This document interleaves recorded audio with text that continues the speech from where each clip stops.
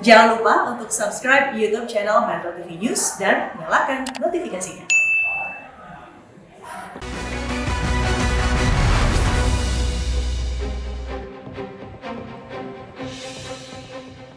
Pemirsa, terima kasih Anda masih bersama kami di Metro Pagi Prime Time. Pemirsa, Densus 88 anti teror telah menangkap anggota MUI nonaktif Ahmad Zain An-Najah, kemudian Ketua Umum Partai Dakwah Rakyat Indonesia Farid Oqbah dan Anung Al-Hamad. Ketiganya ini diduga berperan mengumpulkan uang organisasi Jemaah Islamiyah lewat lembaga zakat. Kabag Bantuan Operasi Densus 88 Anti Teror Polri, Kombes Pol Aswin Sinegar, menyatakan cara mencari dana via kotak amal ini adalah cara Jemaah Islamiyah bertahan dan bertransformasi, alias sekarang JI bisa masuk ke kelompok masyarakat tidak lagi sembunyi-sembunyi. Kita simak bersama pernyataannya.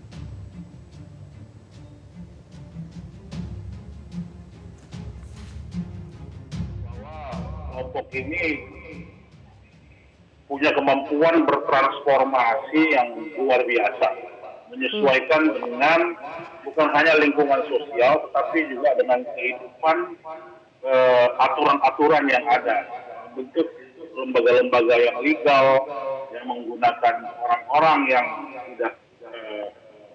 tidak kita duga-duga bahwa yang bersangkutan itu adalah anggota atau afiliasi dari kelompok teroris tersebut. Bisa membongkar jaringannya per sel-sel, bagaimana setiap sel tersebut bekerja dan kemudian membentuk satu organisasi baru ya, atau sayapnya lagi gitu. Kalau mungkin kita duga-duga gitu ya, mungkin bisa 3.000 ya, tapi ini juga Ya, pemirsa, sejak tahun lalu, Densus 88 Mabes Polri sudah mengendus modus baru pengumpulan dana terorisme lewat kotak amal. Data dari Bareskrim Mabes Polri ini ketika membongkar praktik kotak amal terorisme pada Desember tahun 2020 menyebutkan, pemirsa, bahwa ada dua cara atau dua ciri kotak amal yang diduga digunakan kelompok teroris. Misalnya, bahan kaca ini dengan rangka aluminium yang disebar di sejumlah kota. Misalnya seperti Jakarta, kemudian Lampung, Yogyakarta, hingga Surabaya, Jawa Timur. Dan bahan kaca dengan rangka kayu yang disebar di Solo, Sumatera Utara, Pati, Magetan, dan juga Ambon. Ya, lalu apakah benar bahwa kelompok Jemaah Islamiyah yang dikenal dengan ledakan bom di Bali sekarang mencari dana melalui kotak amal? Kita simak bersama pernyataan mantan pemimpin Jemaah Islamiyah periode tahun 2008 hingga 2019, Para Wijayanto. Berikut ini. Di masa yang sulit ya, waktu itu tribulasi, pasca bom Bali 1 banyak terjadi penangkapan, sehingga boleh dikata JI runtuh lah waktu itu, karena hampir 400 lebih yang ditangkap. Nah, disitulah kami harus membangun kembali. Nah, disitulah kami membuat panduan yang berbeda mungkin dengan sebelumnya. Kalau dulu menggunakan PUBG, nah kemudian PUBG kita bukukan karena kami kesulitan untuk mengaplikasikannya di situasi yang tribulasi seperti itu. Kami membangun konsep TASTOS ya, singkatannya Total Amniah System dan Total Solutions ya, disingkat TASTOS. Nah, di situ intinya berisi SOP ya, Standard Operating Procedure, untuk menjaga keamanan, sifatnya bertahan, bagaimana supaya tidak tertangkap dan bagaimana tetap bisa survive. Densus 88 sejak tahun lalu juga menggeledah sejumlah lokasi di belasan provinsi, di mana merupakan daerah-daerah yang menjadi lokasi paling banyak ditemukannya kotak amal milik jaringan teroris. Nah, pemirsa, kotak amal disebar di Lampung, Jakarta, kemudian kawasan Jawa Tengah hingga Ambon. Tetapi cara Jemaah Islamiyah mengumpulkan dana via kotak amal ini dikritik tajam oleh napi terorisme Ali Imron. Ali yang terlibat dalam bom Bali menyebutkan sebagai aksi memalukan. Kita simak bersama pernyataan Ali Imron berikut ini.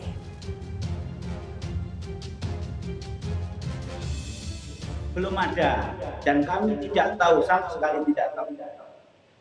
Makanya saya pribadi kaget ketika kawan-kawan di JI Lampung ditangkap gara-gara kota infak, dan sampai saya nyeletuk. Kalau seperti itu memalukan, saya katakan gitu. Kalau nggak punya dana ya nggak usah jihad-jihadan, sampai saya begitu. karena saya hampir tidak percaya pengeboman yang sudah kami lakukan beberapa kali pengeboman hingga pengeboman terakhir yang dilakukan oleh Nurdin Heltop pada 2009 Red Carlton sama Mario 2 itu bukan dana hasil dikumpulkan oleh anggota JI khususnya di Indonesia, bukan. Kami pengebom Bali itu adalah dananya langsung dari Afghanistan, dari Usama bin Laden.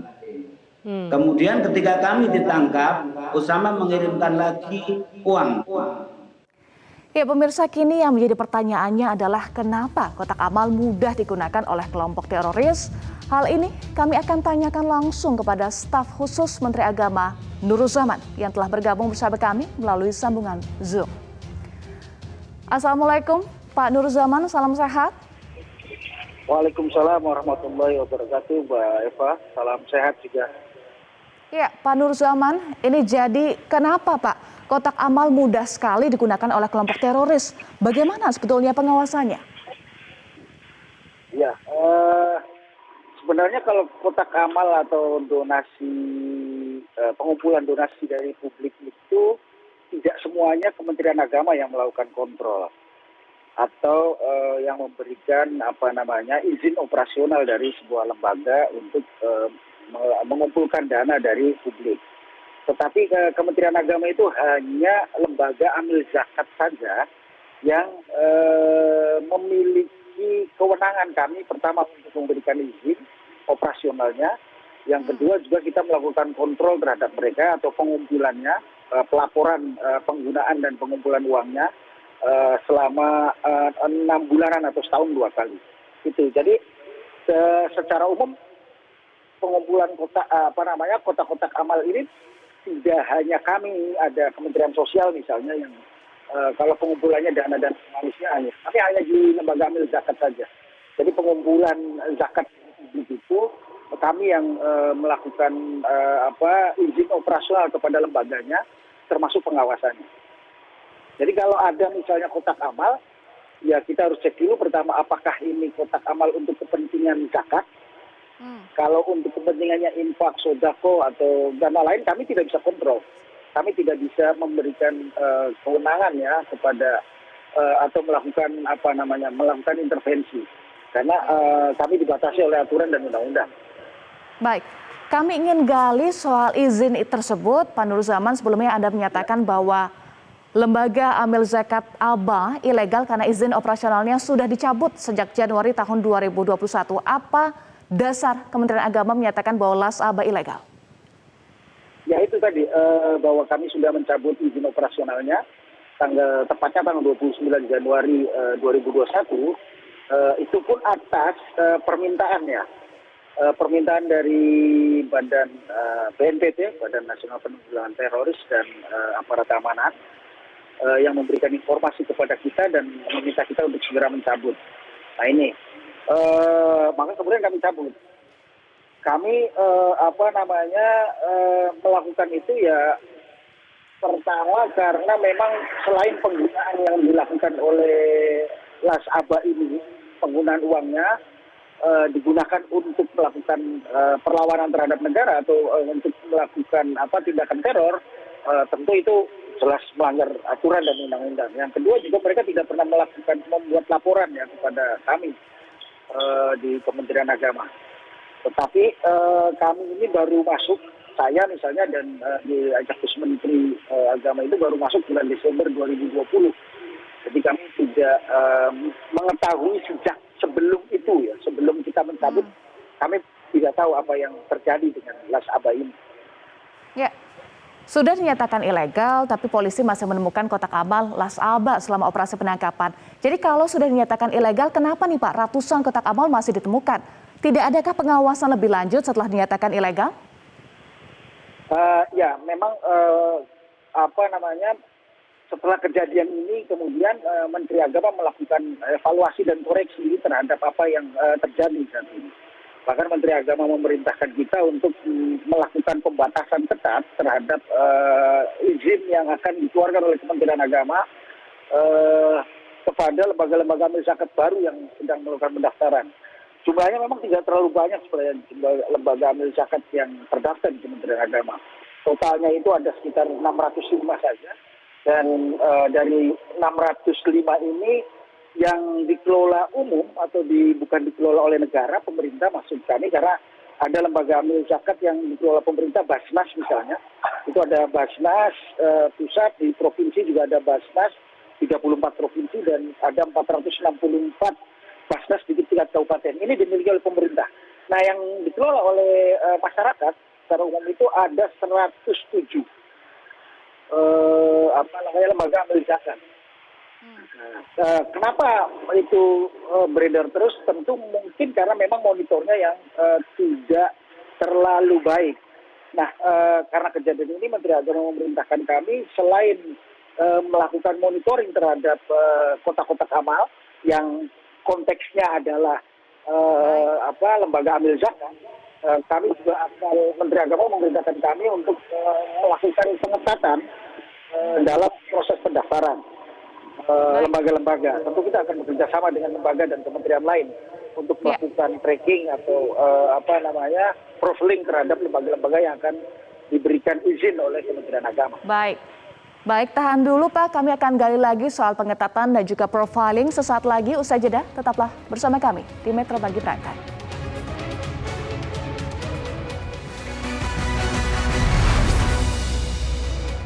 Pemirsa, terima kasih Anda masih bersama kami. Sebelum kita lanjut berbincang dengan Bapak Nurul Zaman, kami kutip dari hasil survei Basnas pada Desember tahun 2020 lalu bahwa ada potensi dana lebih dari 61 triliun rupiah yang masuk ke organisasi pengumpul zakat tidak resmi. Ya, ini adalah datanya pemirsa, kita bisa lihat bersama. Ini adalah data dari Basnas bahwa ada potensi dana lebih dari 61 triliun rupiah yang masuk ke organisasi pengumpul zakat tidak resmi.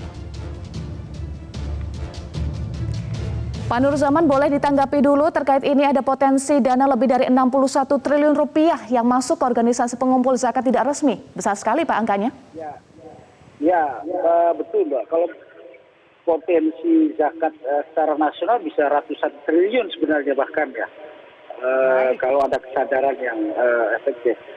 Nah, ini memang kontrol lembaga amil zakat itu selain Kementerian Agama yang memberikan izin, sebenarnya ada kontrol yang harus dilakukan oleh Basnas terhadap lembaga amil zakat.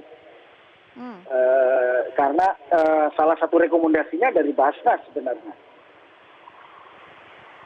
Rekomendasi seperti apa Pak dari Basnas?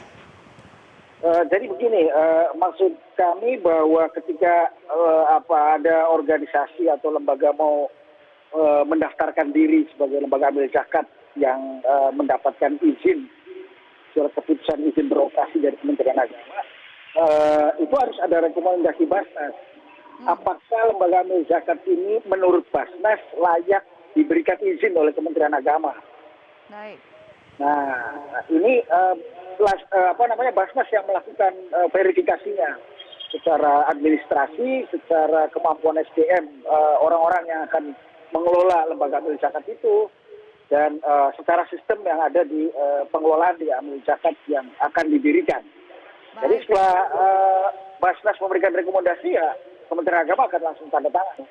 Baik, Basnas memberikan rekomendasi, lalu peran Kementerian Agama apa Pak dalam profiling dan tentunya juga monitoring? Ya, kami akan tentu akan berdiskusi segera dengan Basnas ya. Hari Senin atau hari Selasa kita sudah undang Basnas untuk ikut membahas mulai dari proses pendaftaran, pemberian izin karena ada masalah, kita tidak pernah melakukan kontrol secara baik, termasuk Basnas, maka kemudian ini kita akan lakukan pengetatan. Kemudian yang kedua juga memerankan secara efektif namanya Dewan Syariah yang ada di LAS. Dewan Pengawas Syariah ini memang diusulkan oleh lembaga amil zakat yang mau mendaftar. Tetapi kan sepertinya hanya administratif dan formalitas saja agar terpenuhi, kemudian agar mendapatkan izin ya dari atau dapat rekomendasi dari Basnas dan mendapatkan izin dari kita. Jadi kalau misalnya Basnas sudah memberikan rekomendasi kepada kita, Kementerian Agama langsung memberikan tanda tangan. semua sebenarnya sepenuhnya diberikan kewenangannya oleh Basnas. Nah, maka kami sudah mengundang Basnas di hari Senin mungkin atau Selasa. Kita akan berdiskusi dengan Biro Hukumnya, Biro Hukum Kementerian Agama, Biro Hukum di Basnas dan beberapa pejabatnya untuk mengatur bagaimana agar tidak lagi terjadi hal-hal seperti ini, melakukan kontrol terhadap lembaga amil zakat yang sudah ada dan akan melakukan pendaftaran, termasuk yang belum mendaftar. Kalau memang ada lembaga amil zakat yang belum terdaftar, ya tentu kita harus tindak ya. Maksud kami bukan tindak, tetapi kita harus lakukan Baik, Pak Nur Zaman. tindakan terukur. Ya. Baik, singkat saja, ini kan kotak amal sangat dekat dengan masyarakat. Jadi apa saja kriteria lembaga amil zakat dan juga kotak amalnya yang dapat dipercaya oleh masyarakat agar kita tidak tertipu, dananya tidak digunakan untuk aksi terorisme? Singkat saja. Ya, lembaga amil zakat yang yang harus kita percaya itu adalah lembaga amil zakat yang melaporkan kepada publik setiap bulan pendapatan yang didapat dan penggunaannya. Dan itu banyak sebenarnya lembaga amil zakat yang melakukan itu. Mengumpulkan uang kemudian melaporkannya kepada publik. Nah, ini menurut saya yang bisa dipercaya karena laporan itu tentu terkontrol dan kita tentu harus juga melakukan kerjasama dengan PPATK ya agar mengetahui apa saja yang digunakan. Yang kemudian yang kedua ya yang terdaftar di Kementerian Agama dan mendapatkan rekomendasi dari Basnas.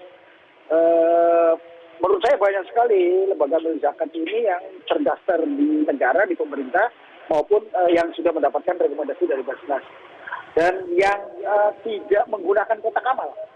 Karena lembaga amil zakat ini sebenarnya tidak spesifik di kotak amal. Karena ini orang zakat, maka dia akan datang ke kantor atau di gerai tertentu atau di aplikasi ya, yang bisa langsung mendonasikan dengan menggunakan aplikasi digital dan itu akan terlihat. Nah, kalau yang pakai kotak amal ini memang kita tidak pernah tahu dan tidak apakah nomornya asli atau tidak, lembaganya asli atau tidak, karena ada di rumah makan, ada di tempat-tempat tertentu yang beredar di mana-mana. Baik. Terima kasih, staf khusus Menteri Agama Nur Zaman sudah bergabung bersama kami di Metro Pagi Prime Time. Salam sehat. Ya pemirsa, usai jeda kami akan kembali dengan sejumlah informasi lain untuk Anda. Tetaplah bersama kami di Metro Pagi Prime Time.